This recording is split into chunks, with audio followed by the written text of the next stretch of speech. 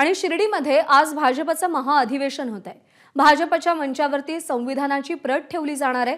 लोकसभा निवडणुकीमध्ये भाजपवरती संविधानावरून मोठी टीका करण्यात आली होती आणि यानंतर आता अधिवेशनाच्या ठिकाणी मंचावर संविधानाची प्रत ठेवण्यात आली आहे।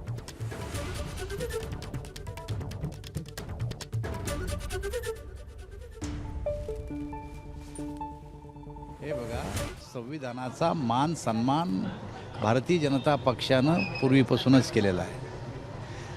2014ला मोदीजी प्रधानमंत्री झाल्याच्या नंतर जेव्हा पहिल्यांदा ते सेंट्रल हॉलमध्ये आले आणि त्यांची नेतेपदी निवड केली, तेव्हा सगळ्यात पहिलं दर्शन त्यांनी संविधानाचं घेतलेलं आहे। खऱ्या अर्थानं या देशभर संविधान जर केव्हा लागू झालं असेल तर ते आता 370 मोदीजींनी हटवल्याच्या नंतर लागू झालं।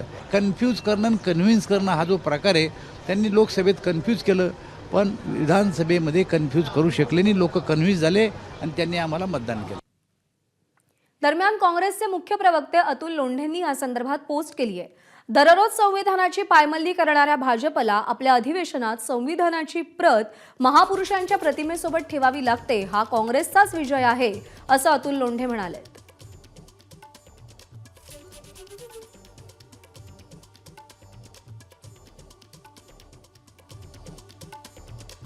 तर ही दृश्य आपण पाहतोय अधिवेशनातली। राजमाता जिजाऊ यांच्यासोबत भारत मातेची प्रतिमा आहे, डॉक्टर बाबासाहेब आंबेडकर आहेत, अहिल्याबाई आहेत आणि त्यासोबतच संविधानाची प्रत देखील ठेवण्यात आलेली आहे।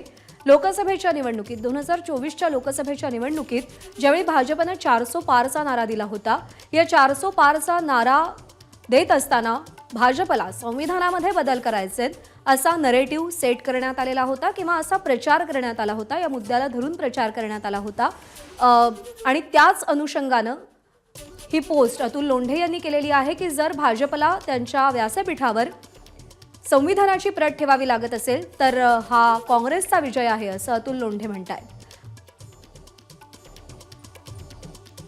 पण ज्यांनी संविधानाला प्रखर विरोध केला ते श्यामाप्रसाद मुखर्जी, दीनदयाल उपाध्याय यांची प्रतिमा संविधानासोबत ठेवली आहे। त्यामुळे यांच्या संविधान निष्ठेवरती प्रश्नचिन्ह कायम आहे, असंही अतुल लोंढे म्हणतात। दररोज संविधानाची पायमल्ली करणाऱ्या भाजपला संविधानाची प्रत महापुरुषांच्या प्रतिमेसोबत ठेवावी लागते, हा काँग्रेसचा विजय आहे, असं अतुल लोंढे म्हणतात।